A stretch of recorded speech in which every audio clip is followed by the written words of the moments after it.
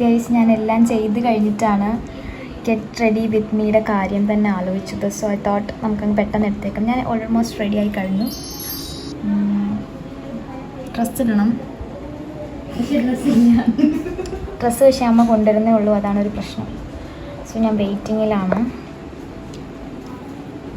Minimal makeup മാത്രമേ ഞാൻ ചെയ്തിട്ടുള്ളൂ. ഈ തസ്നിയാണ് കൂടുതൽ മേക്കപ്പ്സ് ചെയ്യുന്നത്. നിങ്ങളെ കാണിച്ചു തരാം. ഞാൻ കണ്ടില്ലേ ഗൈസ്, ഇതിൽ എന്തോരം പുട്ടികളുണ്ടെന്ന് നിങ്ങൾക്ക് ഇങ്ങനെ സൂം ചെയ്ത് നോക്കുമ്പോൾ കാണാം കേട്ടോ.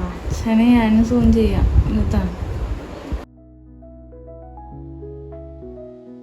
എന്നെ പോലെയാണോ എല്ലാവരും എന്ന് എനിക്കറിയില്ല, പക്ഷേ റെഡി ആയിക്കഴിഞ്ഞാൽ ക്യാമറ, മിറർ എന്നിങ്ങനെ പല സ്ഥലങ്ങളിലായിട്ട് ഞാൻ ഇങ്ങനെ തുള്ളിച്ചാടി സെൽഫ് ഒബ്സസ്ഡ് ആയിട്ട് അങ്ങ് നടക്കും. നിങ്ങൾ അങ്ങനെയാണോ എന്ന് കമൻറ്റ് ചെയ്യാം. അപ്പോൾ ഞാൻ ലിപ്സ്റ്റിക്ക് മാറ്റും.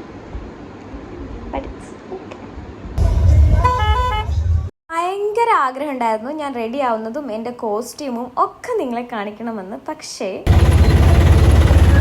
ഒരു വലിയ പ്രശ്നം പറ്റി. ഈ ഡ്രസ്സ് അമ്മ തയ്ക്കാനായിട്ട് അമ്മേൻ്റെ കടയിൽ കൊണ്ടുപോയേക്കായിരുന്നു. അത് കിട്ടാൻ ഭയങ്കര താമസിച്ചു. ഈ ചുരിദാർ നമ്മൾ മെറ്റീരിയൽ എടുത്ത് അമ്മ തന്നെ തയ്ച്ചു തന്നെയാണ് എനിക്ക്. ഇത് കിട്ടാത്തതുകൊണ്ട് തന്നെ നമുക്ക് എത്താനും ലേറ്റായി. തൃശ്ശയുടെ വീട്ടിൽ പരിപാടി ഏകദേശം തീരാറായി. പക്ഷെ കഷ്ടിച്ച് നമ്മൾ രക്ഷപ്പെട്ടു. ഒരു ചേട്ടൻ പാട്ട് പാടാൻ കയറിയുണ്ട്. നമുക്ക് ആ ഗ്യാപ്പിൽ കയറി ഡാൻസൊക്കെ കളിക്കാൻ പറ്റി. സത്യം പറഞ്ഞാൽ ഞാൻ കാരണം ഡാൻസ് കളിച്ചത് ഭയങ്കര റഷ് ആയതുകൊണ്ട് തന്നെ അത്യാവശ്യം നല്ലപോലെ തെറ്റിച്ചോ എന്നൊരു സംശയമില്ലാതില്ല. ഇതിലൊക്കെ നിങ്ങൾ പിന്നെ ചിലപ്പം ഞാൻ തെറ്റിക്കാത്ത പോർഷനൊക്കെ ആയിരിക്കുമല്ലോ ആഡ് ചെയ്യുന്നത് സ്വാഭാവികമായിട്ടും. എന്തായാലും എനിക്ക് നല്ല ഉറപ്പാണ് ഞാൻ നല്ലപോലെ തെറ്റിച്ചിട്ടുണ്ട്. പിന്നെ നിങ്ങളെ കാണിക്കുമ്പോൾ നമ്മളെ കൊച്ചാക്കുന്നത് എങ്ങനെയാണ്. അതുകൊണ്ട് സത്യം പറഞ്ഞാൽ ഈ ഡ്രസ്സ് ഇല്ലാണ്ട് ഞാൻ പോവില്ല. വേറൊന്നുമല്ല, ഇത് ബ്ലൂ മൂൺ ആയതുകൊണ്ട് തന്നെ നമുക്ക് ബ്ലൂ ഡ്രസ്സ് വേണമെന്ന് പറഞ്ഞു. പക്ഷേ തസ്നി കറുപ്പല്ല, തസ്നി ബ്ലൂ തന്നെയാണ്. വെറൈറ്റി ഷെയ്ഡ്സ് ആണ്. എനിക്ക് ഒരു ഷെയ്ഡിലും ബ്ലൂ ഇല്ല. അപ്പോൾ ഞാൻ മെറ്റീരിയൽ എടുത്ത് തയ്പ്പിക്കാൻ നല്ലത് വേറെ ഓപ്ഷൻ എനിക്കില്ലായിരുന്നു. അങ്ങനെ എന്തായാലും വന്ന് ചാടി നേരെ നമ്മൾ എന്ത് ചെയ്തു, പാട്ട് കൊടുത്ത് ഡാൻസ് കളിച്ചു. അതാണ് ചെയ്തത്. പിന്നെ തൃശ്ശ നല്ല തിരക്കിലായിരുന്നു. ആളെ എന്തായാലും കിട്ടി ഒരു ഫോട്ടോ എടുക്കാൻ. പിന്നെ നമ്മളൊന്നും നോക്കിയില്ല, ഫുഡ് കഴിക്കാൻ കയറി. ഫുഡ് കുഴപ്പമില്ലായിരുന്നു. ആ ഇരിക്കുന്നതാണ് എൻ്റെ സലീം സാറുണ്ടായിരുന്നു. സാറ് തൃശ്ശയുടെ അച്ഛൻ്റെ ബെസ്റ്റ് ഫ്രണ്ടാണ് സാറ്. രണ്ടാളും ഇരുന്ന് കഥയൊക്കെ പറയായിരുന്നു. സാറിങ്ങനെ ചിരിക്കുക. എന്നെ ഏറ്റവും കൂടുതൽ എന്നെ കളിയാക്കുന്ന ഒരു വ്യക്തിയാണ് സലീം സാറ്. ഒരു അടിപൊളി മാഷ് കൂടിയാണ്. പിന്നെ നമുക്ക് ഐസ്ക്രീം കിട്ടി. ഞാൻ ഒരിക്കലും ഒരു ഐസ്ക്രീം കേക്കൊന്നും കഴിക്കുന്ന ആളല്ല. പക്ഷെ എൻ്റെ നേരെ ഓപ്പോസിറ്റ് ഉണ്ട് ഇരിക്കുന്ന ആൾ. അങ്ങനെ കുറച്ച് നേരം പരിപാടിയൊക്കെ കഴിഞ്ഞ് പിന്നെ ഇനി നമ്മുടെ മെയിനാണ് കല്യാണം ഉറപ്പിച്ച ദിവസം തൊട്ട് ഇനി ഈ ദിവസം വരെ ഏത് റീൽ എടുക്കണമെന്ന് സേവ് ചെയ്ത് നടന്ന വ്യക്തിയാണ് തൃശ്ശ. സോ അതിൻ്റെ ലാസ്റ്റ് ടൈം കൊറിയോഗ്രാഫിയാണ് നിങ്ങൾ കണ്ടുകൊണ്ടിരിക്കുന്നത്. എൻ്റെ സഹന എന്ന് പറഞ്ഞുള്ള അക്കൗണ്ട് നോക്കിയാൽ നിങ്ങൾക്ക് ചിലപ്പം ആ ഒരു ഡാൻസ് കാണാനൊക്കെ പറ്റും. പിന്നെ ഞാൻ കുറച്ച് ബോറടിച്ചിരുന്നത് കൊണ്ട് തന്നെ ആൾ എൻ്റെ കൂടെ വന്നിട്ട് എന്നെ ഹാപ്പി ആക്കാൻ ശ്രമിക്കുകയാണ്. ഹായ് ഗായ്സ്, കണ്ണൊക്കെ വല്ലാണ്ടായില്ല. ആണോ? ഓർക്ക് ക്ഷീണം വൈകി കിടക്കണേ 2 മണി ആ സമയമൊക്കെ ആകും.